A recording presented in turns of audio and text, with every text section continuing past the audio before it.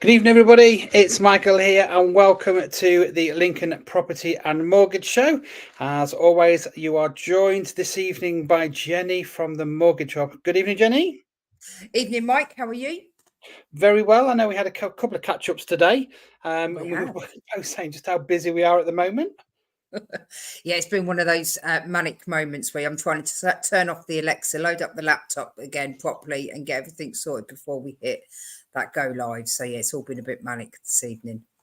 So I'm going to kick off this evening with my topic, and I'm going to be talking about don't get caught in the 2% pricing trap. So that should keep you all interested to see what that's all about. And then, Jenny, what are you going to be discussing tonight? How lenders have increased rates, which is not to put the fear of God into anyone, but we have seen some rate increases recently, and how's that going to impact on you guys moving forward, really? Fantastic. So let's roll those credits and we'll get started.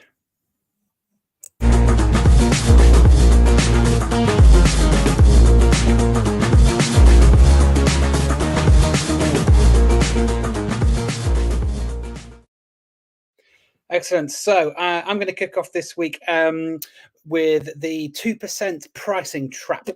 So there's the headline. Let's just dive into that a little bit more and tell you what I mean by that. So this actually came about with a real conversation only last night that I had with a homeowner.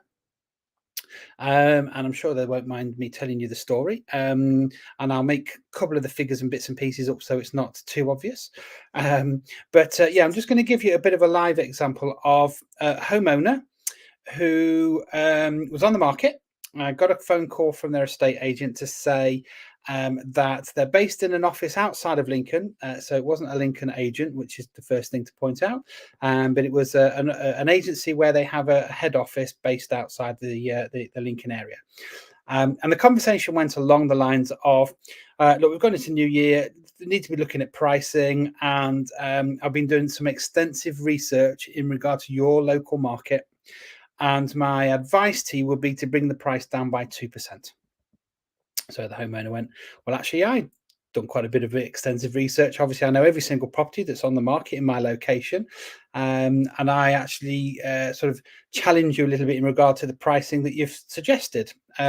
So again, can you just, tell me a little bit more about your comparables and your evidence in regard to the 2%?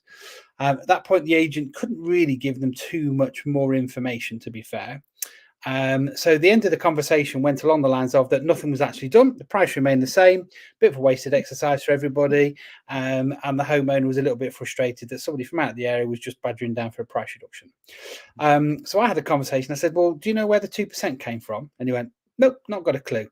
And he said, well, that's because he's done extensive research and he'll have told me obviously what all the properties have sold for in the area and what price I've had to bring it down to. And that's the magic figure that I need to bring my price down to. And I said, but if it was that magic figure, that's what it needs to be on the market in order for you to sell, why didn't you put it on the market at that price in the first place? So I opened up this conversation about knowledge and data. And as you know, I'm all into the data and the stats and the figures and things. But I said to him, do you want me to tell you where the 2% came from? And he said, yeah. And I said, well, it's because Rightmove particularly will, and I'm going to use them just as an example because that's my insight on there. That's where I'm knowledgeable is. In order for a property to show as a new price on their portal, it needs to be a minimum of 2% from the current asking price. That's the only reason. No extensive research, no data, no magic wand, no voodoo. Literally, if you want your property to show as a new price property on the Rightmove portal, it needs to be by a minimum of 2%. Fact. And he said, well, why don't they just tell me that? Yeah. So why not just be honest? Why not just be upfront? Yeah. So this is what we mean about, again, transparency with agencies and just being upfront with a homeowner. Say, look, if you were thinking of moving, look, if you want to get the maximum exposure, you need to be bringing it down by 2% if you want to capture it to an audience which will see it as a new price. Straightforward enough. But I'm going to give you another couple of examples off the back of that in regard to two conversations that I've had with the homeowners that I'm working with off the back of that, because it's really got me thinking. I'm just going to give you a bit of an example of what that would have actually looked like in real terms if the homeowner had gone down that route.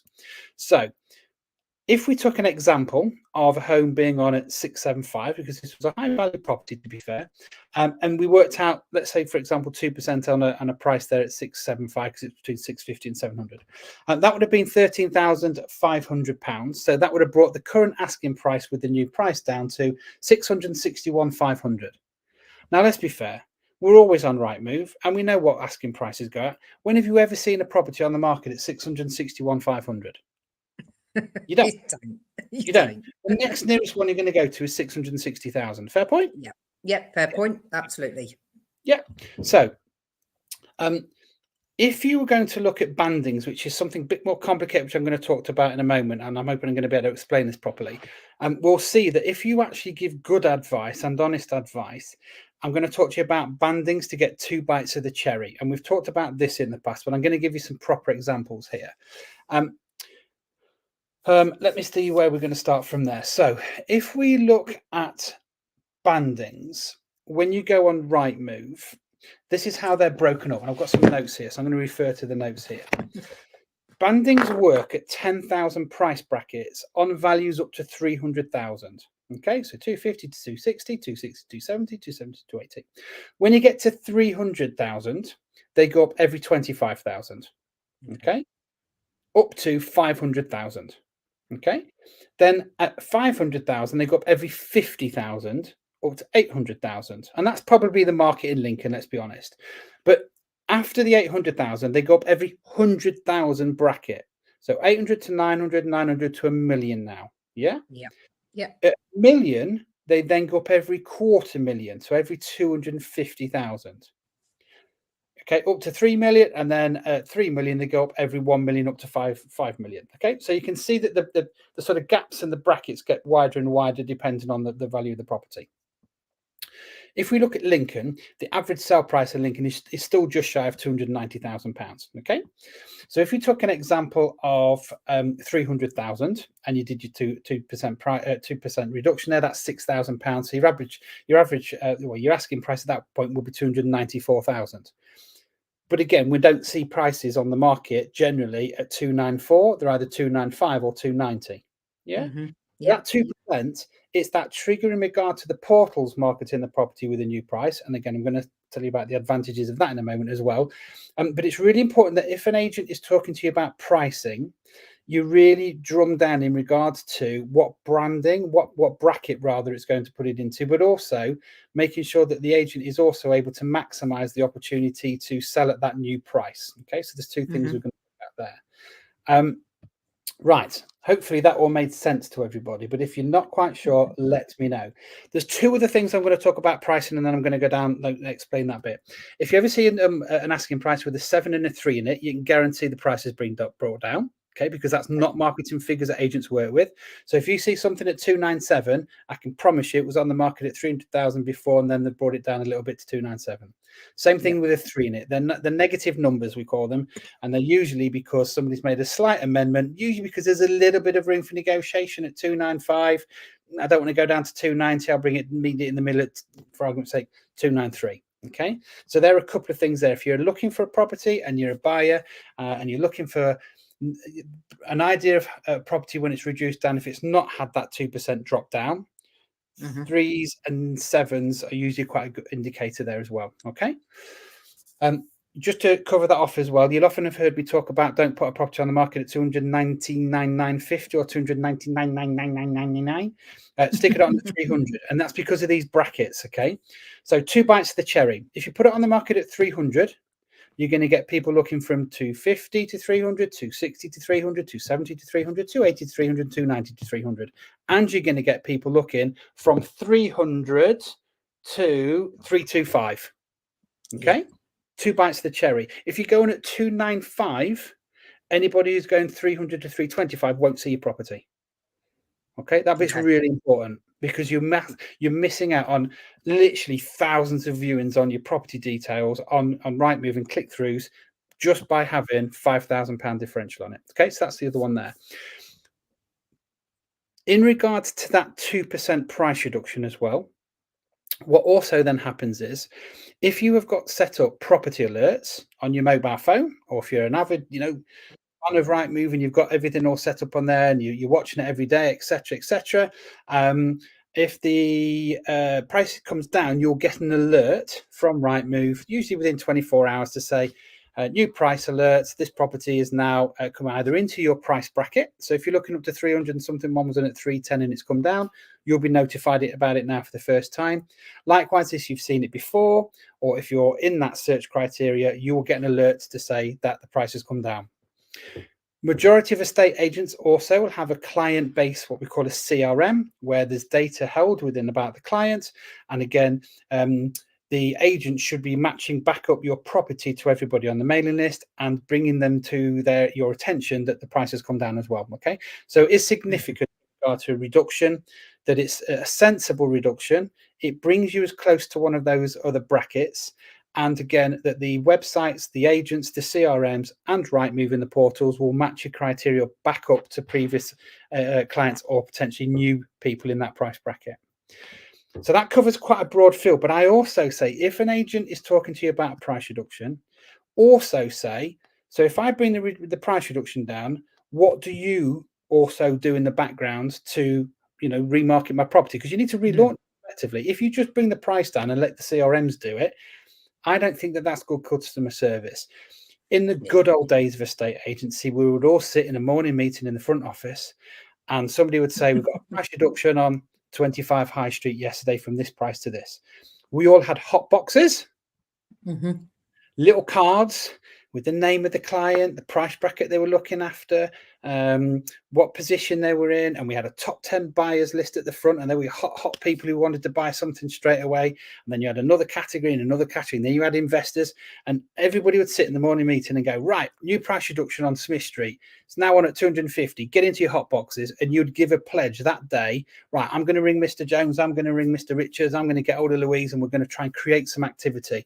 And there was a buzz and there was a focus and there was a target given to you. Tomorrow morning, you need to come back in and tell me how many people you've rang your price reduction out to as a team. Let's see how many viewings we can get on it. I wonder if estate agents do that in their offices anymore. Because we all rely on yeah, I was going to say, I can remember sat in those morning meetings in the estate agent where I used to work, having exactly those conversations. But yeah, it's a bit... Is that, I don't know, maybe they still do. Maybe there's still an element of that, I guess. Who knows? Well, I think the question is ask your estate agent. If I bring a price reduction down, are you just going to be matching it up with your your database and letting it doing it? But look, there's nothing better than somebody ringing you up and telling you about a property and the price reduction, and usually tell a little bit about the story about why. Have they found somewhere? Are they more motivated now as their circumstances change? So it's asking them, look, are you going to do a relaunch? Are you going to repost it back on your social media? Are you going to relaunch the video for me? Are you going to do a little announcement on a video outside my property announcing that the price has come down? Are you going to match it back up to the list? How do you do that? When do you get the feedback? When am I expecting an update? Am I going to get a Rightmove report in a week's time, which will show how many more click-throughs I've had by bringing the price down? You've got to validate the work that you're doing by asking the homeowner to come down often several thousands of pounds. And this is something I remember talking about way back when we first launched this as well, Jenny, is if you bring down the price by, let's say, for example, 15 grand, 10 to 15 grand, that's a lot of money. So you've got to have that conversation where your onward purchase, your agent is confident that they're going to help you get the next one down in price, as we've talked about before. But also, if that agent's on a 1% fee, that £10,000 price reduction that the homeowner has had to stomp, it's not really hitting the estate agent's back pocket in regard to how much revenue that they're going to drop down by when they sell it. Okay, so I just feel it's really important to talk to your agent about where reductions have come from, what it's based on, and also, more importantly, what's the agent going to then do to maximize the exposure without relying on technology and auto alerts to get more people through your front door at the new price.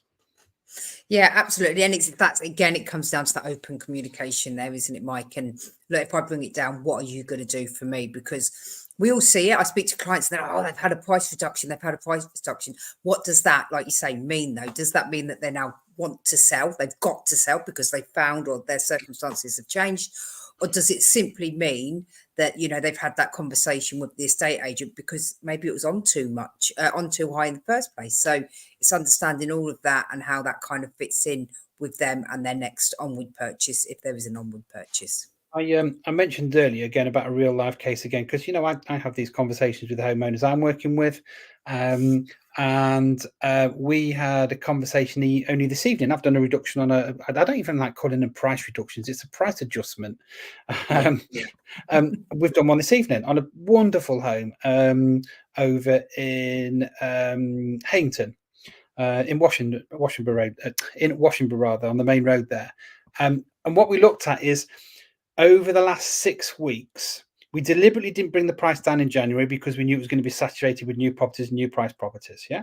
But what we have done in the last 4 weeks, we've changed the lead photo 3 times, and we've changed the second photo 3 times as well.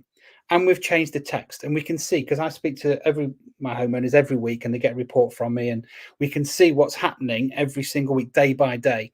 And we've noticed that it's always maintained its interest above every other, what's the word they use? Similar property is I think the wording that they use. So all your comparables, the interest on their property has always been above the average. Yeah. But where it starts dipping down below, we changed the photo and it picked up again.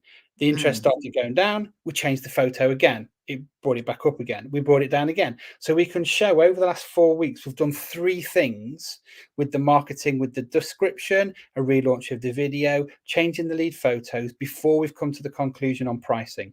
So that's maybe something else to take into account. Okay, well, what else have we done in the last 4 or 5 weeks to try and maximize some interest before the homeowner has to come down several £1,000s on an asking price?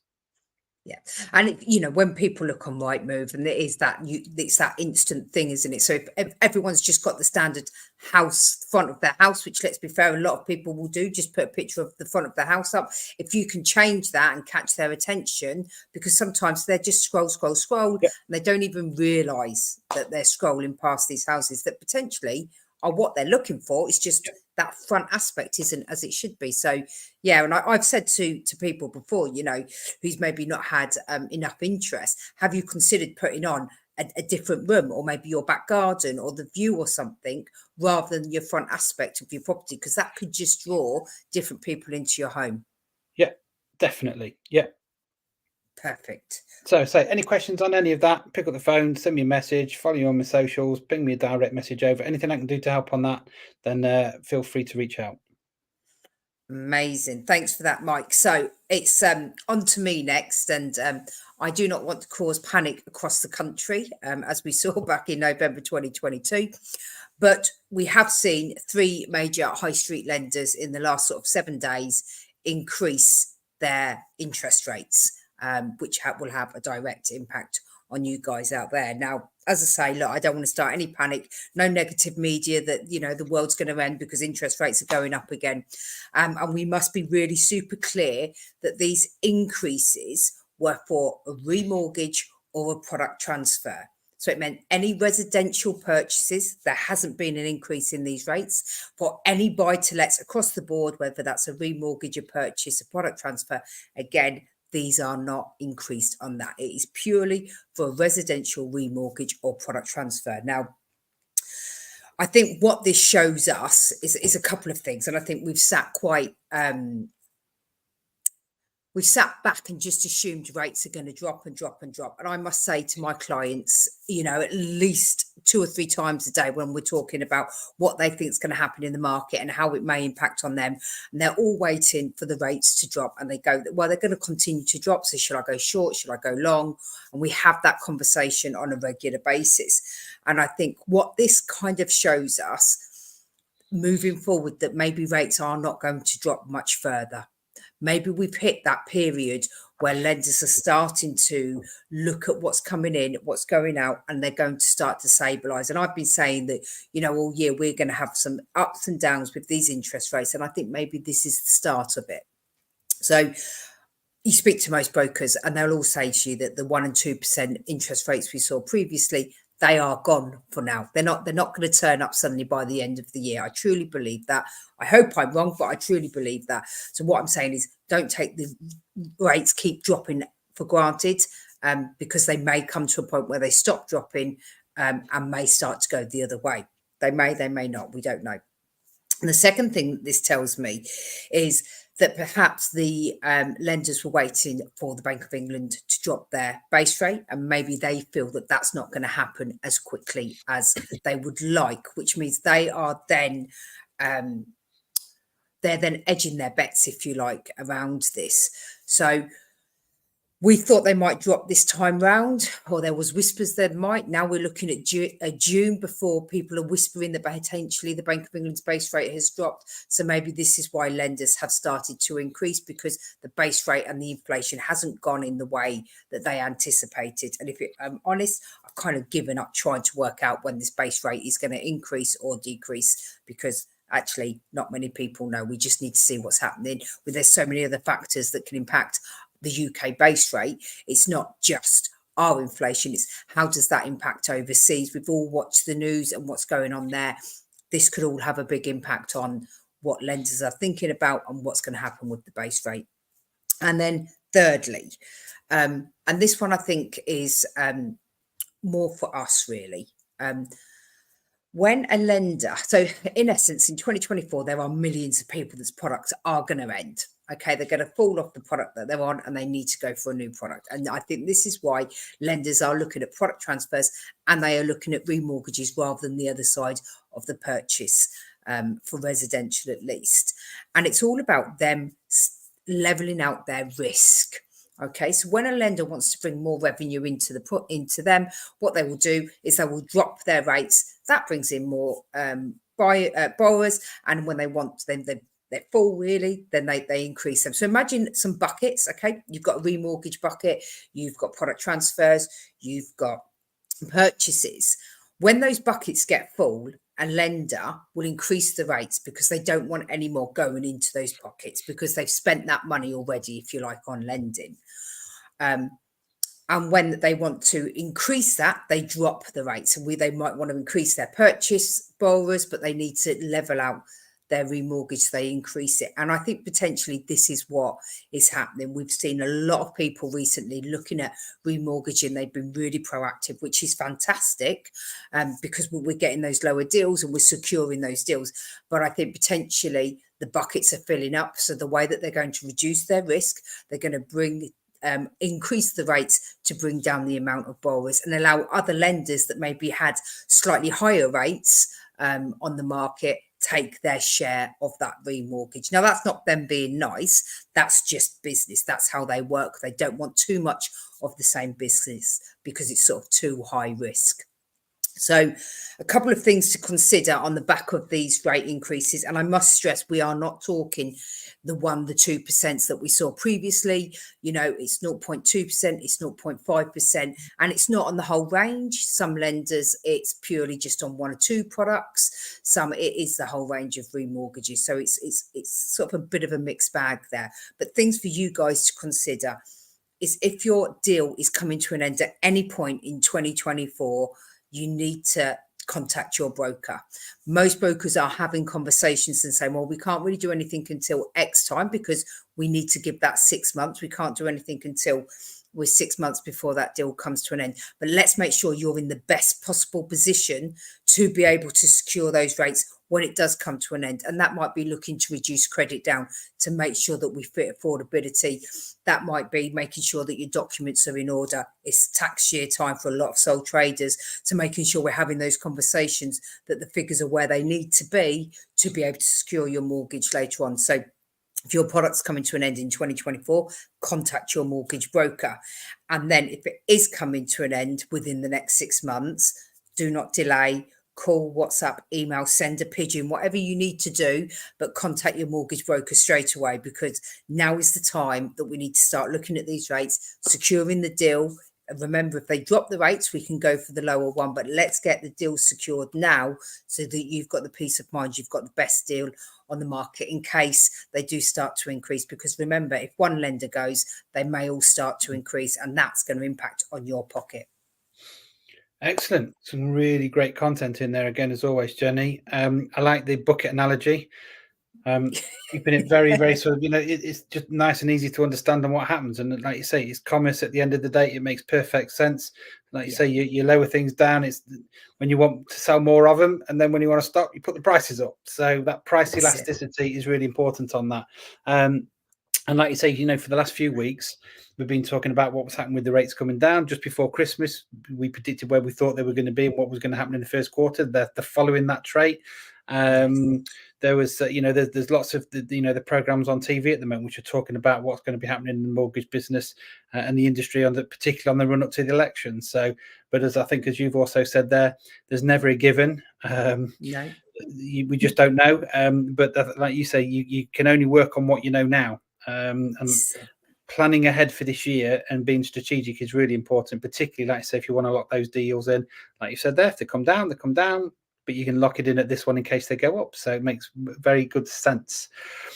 So if that has got you thinking, and you want to know how you can get a bit more advice, again, the first thing to do is, again, follow us on our social media. We're all on Facebook and on Instagram as well. And again, I always say this every week, Jenny's Instagram posts are brilliant in particular. I know you go across both forums, but there's lots and lots of information that goes out really very, very quickly and very quick to react on there. All of our contact details are all on that as well. So do please feel free to get in contact. If you're watching the show tonight, it'd be great if you can give us a like. Just so again, it's spreading the news as well. Feel free to share the show as well with anybody that you think might have missed out this evening or that would benefit by listening to today's show as well. So thanks ever so much indeed. We've had a few people following us and watching us again this evening, which is great. So thank you very much indeed. Probably hello, Mum. I'll